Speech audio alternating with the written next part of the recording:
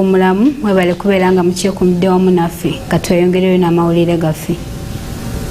Abatuuze ku kyalo Ndesa mu ggombolola ly'e Kasawo mu disitulikiti y'e Mukono bakedde kwekalakaasa olw'enguudo ezifuuse ekizibu mu kitundu kyabwe era ne bagamba nti kino kyonna kyekiviirako okufuna obubenje wamu n'emmotoka zaabwe okwonooneka. Musasi waffe abaddeyo kabitulage mu bujjuvu. Enkya ya leero abatuuze b'omu Kanana Ndese ekisangibwa mu ggombolola y'e Kasawo mu disitulikiti y'e Mukono bebakedde okuva mu mbeera ne balaga obutali bumativu olw'enguudo ezifuuse ng'ennyanga za Walumbe mu kitundu kyabwe. Bano basimbye amakanda mu Kanana ku luguudo olugatta ebyalo okuli Kasana, Kayini, Kamwokya, Bwegiire okutuuka e Luweero. Bano nga bakulembeddwa mu ssentebe wa NRM mu ggombolola y'e Kasawo Ssentongo Rajabu bakedde kugala luguudo luno bwe basuddemu emisanvu okusimbamu ebitooke, amayuuni, kasooli, muwogo, emmwanyi wamu n'okukumamu omuliro nga balumiriza ssentebe wa disitulikiti y'e Mukono Andrew Ssenyonga wamu n'akulira emirimu gy'ekikugu ku disitulikiti Haruna Mugisha okulemerera okubakolera emakubo gaabwe mu kitundu kyabwe.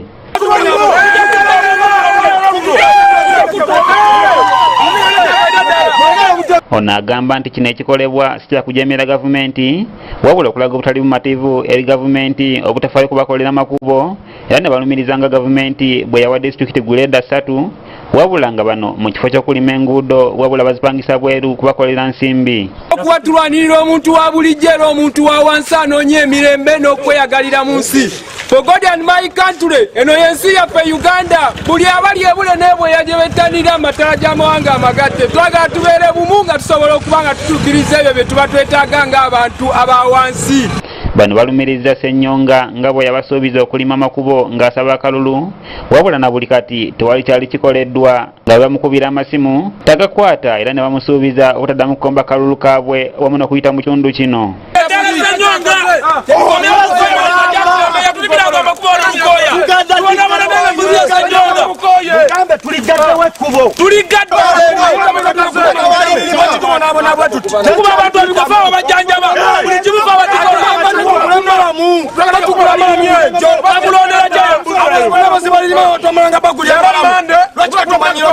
Bano era balumiriza Ssenyonga obunnanfuusi olw'okubasaba okwegulira amafuta asobole okubakolera enguudo zaabwe wamu n'okubalagira okwegulira malamu okukola ku nguudo zaabwe ne bajulirira emirembe gya Lukooya gwe bagamba nti yali abalimira ku nguudo. Namani atutegeeza n'atugamba nti nno tugule malamu yasobola tulimira ekkubo ne twebuuza ffe abalonzi ffe tulina omugulira malamu lwaki atujoga okwenkanidde awo. Kafeero ingenia Kafeero memba wa palamenti wanakifuma yajja Kasana n'ateekawo bitonamenti bye ebyekisiru n'atuwa emitwalo 10 girima ekkubo lwaki atumanyira otuuka ku ekyo n'atusuubiza amafuta tetwagafuna galiwo gye yatuweereza lwaki batulimba okwenkana bebenonya NRM tuwakwendeze twagala ddala motoka zitubira mu makubo zifiira lw'abasajja abo. Patrice Kyewalabye yakusakidde egguliro lino ku lwa ABS Television. Malamu tumufa tumugula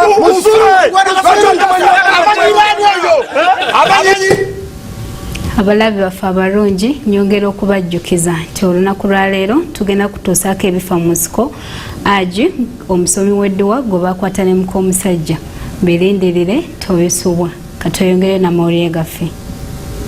Semaka ow'emyaka 5 mu kiro kya leero alumbiddwa abatemu ne bamutematema ng'ono afudde nga bamutwala mu ddwaliro. Bino eno byonna bibadde ku kyalo Kiyenje mu tawuni kanso y'e Luweero. Omusasi waffe abaddeyo kabitulage mu bujjuvu. Abatuuze b'e Kiyenje ekisangibwa mu bugwanjuba bw'amaserengeta ga Luweero bebakeredde mu kiyongobero eky'amaanyi olwamutuuze munnaabwe mu Mustafa Sasa abadde omusuubuzi w'amanda okuttibwa mu bukambwe bw'ekitalo ku ssaawa nga 6 eyo ez'omutumbi. Beyadze nakuba oluggi nayingira nakuba oluggi lwakati nayingira nabadde nza okusa namwambaddeawo nagenda nakuba oluggi tatata kateni gye babadde batata basibyewo nagamba njagala ssente tayanoonyeza obusente bwe yabadde nabo nabumwana ate teyafuddeyo abyasi namutema butema. Okusinziira ku Khadija Nabunya namwandu w'omugenzi ne muwala we Sharifa Nanfuma abadde asoma siniya ey'okubiri ku Luweero Central bagamba nti balidde bulungi ekyeggulo ne bagenda okwebaka mu mirembe wabula mu ttumbi eyo ssaawa nga 6 gw'ekiro kwe kuwulira ekikuba oluggi oluvannyuma kwe kulaba ttooki eyabadde eyaka ennyo ekyaddirira gyabadde miranga myereere kwe kuba enduulu okusobola okudduukirirwa. Twabadde nga tuli mu nnyumba twebase nze ne mpulira ng'oluggi lugera bwettu okugira oluggi okulya nti bwettu ng'oli atutuuseeko nga ndaba ettaala lyaka neŋŋamba ono nti owaayo nti omanyi nga batutuuseeko ani atukubira essimu mu nnyumba ettooki lyaka awo oli we yatandikidde n'agamba muko njagala ssente mpa ssente kaakati mu kugamba nti njagala ssente n'agamba gye akabokisi okamuwe nenkamuwa akabokisi yasigadde akyatema. Kaawa George William ngono ye ssentebe wa Kiyenje LC1 ngono y'omu ku baasoose okuwulira emiranga ne badduukirira enduulu atunnyonnyodde engeri omugenzi gye yalumbiddwamu okuva ku kusamba oluggi lwe okutuusa okumutemaatema we yaviiriddeko okufa. Leekaana nnyo omugenzi ne bamukwata ku mukono ne tumujja wano awaka ne mutwala wali ewange ku lubalaza naye ng'avaamu omusaayi mungi nga yenna musaayi mwereere omutwe ne mu mugongo naye nga yabadde akyayoga yagamba muntwale mangu. Abatuuze bavumiridde ettemu lino wabula ne bategeeza nga okuttibwa kwa mutuuze munnaabwe bwe kuba kubye enkyukwe era bakwekolamu omulimu basobole okwekuuma kuba poliisi tebayambye kimala. Era tetusuubira nti biva wala, tusuubira nga biri kumpi era abayinza okuba nga babikola nga bali mu ffe ffennyini naye tulowooza nti abantu balina okukwatagana ne poliisi basobole okuba nga tutaasa embeera efaanana bweti. Kakati bwe tuba nga tugenda kuvaayo ne ttiimu abakozi b'ebikolobero bonna tubakakasa nti tugenda kulwanagana nabo tulabe nga tuggusa ensonga eno kuba tetugenda kubeera mu mbeera y'amaziga buli kaseera.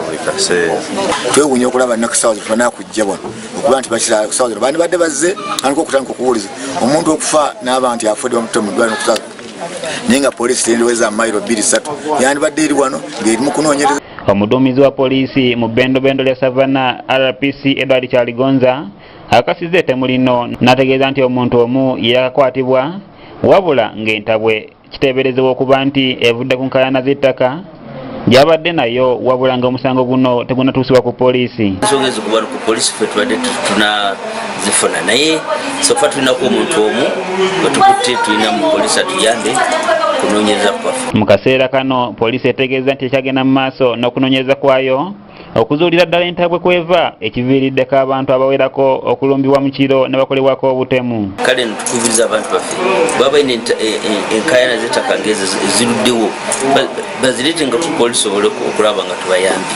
Mu kiseera kino abatuuze basigadde mu kusattira olw'engeri munnaabwe ono abadde omusuubuzi w'amanda gye yattiddwamu nga ne muliraanwa we kumpi n'amaka ge yattibwa emyezi 3 egiyise bwe yali nga boggulira mukyala w'eddagala eyali omukosefukosefu. Wange muwala naye asulaawo wano kumpi muliraano wali waggulu naye bagenze ne basala akatimba ke ne bayingira naye tebalina kye baatu. Kasarini Nakaggwa yakusakidde eggulire lino okulwa ABS Television. Kitalo nnyo ddala katusaba omwoyo gw'omugenzi Mukama gulamuze ekisa. Nyongera okujjukiza nti olunaku olwaleero mu ggulire lyaffe ery'ebifa mu nsiko tukuletedde Aji omusomi w'edduwa gwe baakwata ne muko omusajja.